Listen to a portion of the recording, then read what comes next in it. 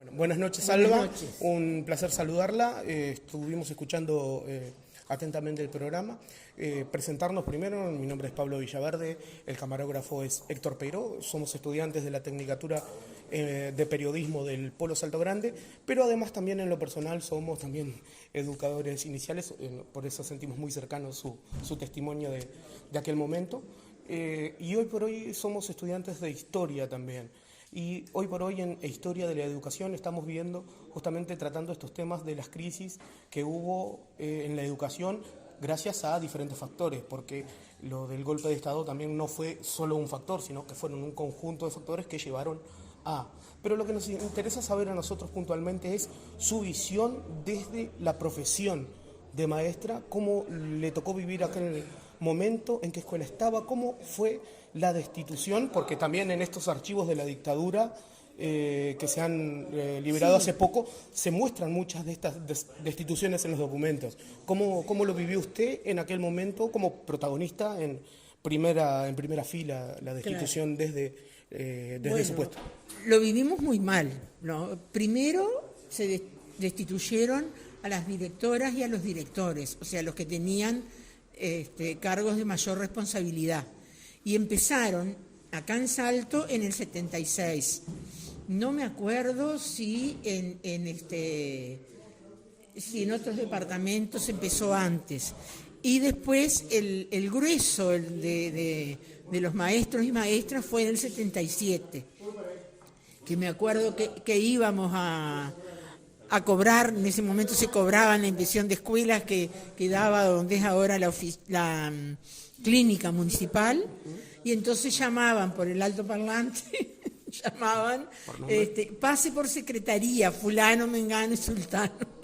Bueno, incluso a uno de los maestros se lo llevaron preso de ahí, de la cola de la cobranza. De la cobranza, a Federico Ibarra. Estuvo un año preso y después lo soltaron y por supuesto no lo dejaron trabajar más de maestro. Pero los demás teníamos actividad sindical y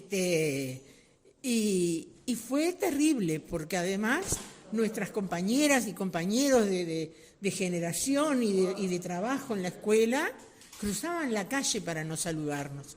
Éramos unos exiliados dentro del país, ¿no? Fue muy duro y tuvimos que, algunos no volvieron porque tuvimos que dedicarnos a otro trabajo. Cambiar de profesión. Cambiar de profesión.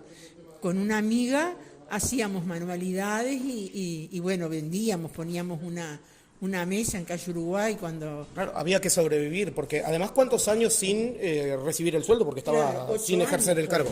8 años fueron, algunos más tiempo. Entonces fue una etapa muy dura y además que tuvimos que soportar eso de que las compañeras y los compañeros cruzaran la calle, por ejemplo, y otro tipo porque nos responsabilizaban de algunas cosas y además en los cargos nuestros que habíamos obtenido por concurso y en las direcciones y eso, se ponían a maestras y maestros, se ponía a dedo y a inspectores también.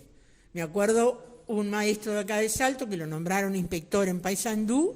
Bueno, después lo destituyeron porque el otro día me dijeron, porque se va a hacer un reconocimiento por parte de la Asociación Magisterial a los maestros y maestras que estuvimos destituidos. Entonces me dijeron, ¿y fulano? No, pero fulano fue destituido porque lo habían nombrado irregularmente como inspector en Paysandú.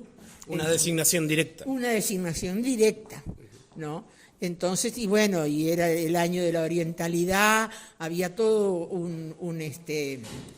y el presidente de lo que es ahora el CODICEN, que en aquel momento era la CONAE, era un coronel, el coronel Soto, que cuando yo fui a la parodia de sumario que me hicieron, ahí en el mismo local donde ahora el CODICEN, él iba bajando la escalera y lo reconocí. Y después, cuando era diputada, me fui a entrevistar con Lilian Delía, que era integrante del CODICEN, y fui a la parte de atrás a saludar a una maestra, una compañera, y cuando la veo que estaba almorzando ahí, y era, claro, era el local del CONAE, el Consejo Nacional de Educación. Y ahí todo tipo de desmanes, y gente que estaba estudiando magisterio, que no los dejaron terminar de estudiar, o se recibieron y no los dejaron ejercer, ¿no? Muchos casos de eso, de muchachas jóvenes que tuvieron que elegir otra profesión porque claro, la educación era un tema muy, muy peligroso para la dictadura. Y hablando hoy también se volcó un concepto, para finalizar, se volcó un concepto de libertad vigilada. En la vuelta, ¿eso se notaba? ¿Se volvieron tranquilos a los puestos cuando fueron reasignados? ¿O había tranquilidad? Se notaba, sobre todo, no eran todos los directores y directoras, pero me acuerdo que yo volví a la escuela 98, de donde había sido destituida, volví a jardinera, y entonces se sorteó quién iba a hablar en el acto de la Batalla de las Piedras, el 18 de mayo. Y entonces la directora me pidió que le llevara antes lo que iba a hablar. Una censura prácticamente, una censura previa. Claro, no, pero además me dijo que no, que ese discurso no iba. Y la excusa que usó es que era demasiado elevado y que no tenía que olvidarme de que eran niños desde jardineras esto.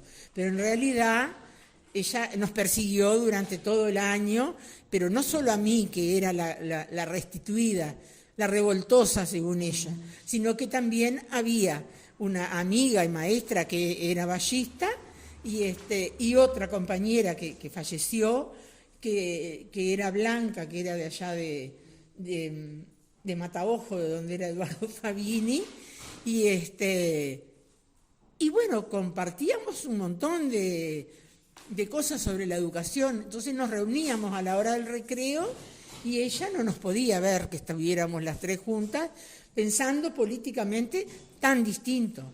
Y suponiéndose en una democracia total. Claro, sí, porque era el año 85.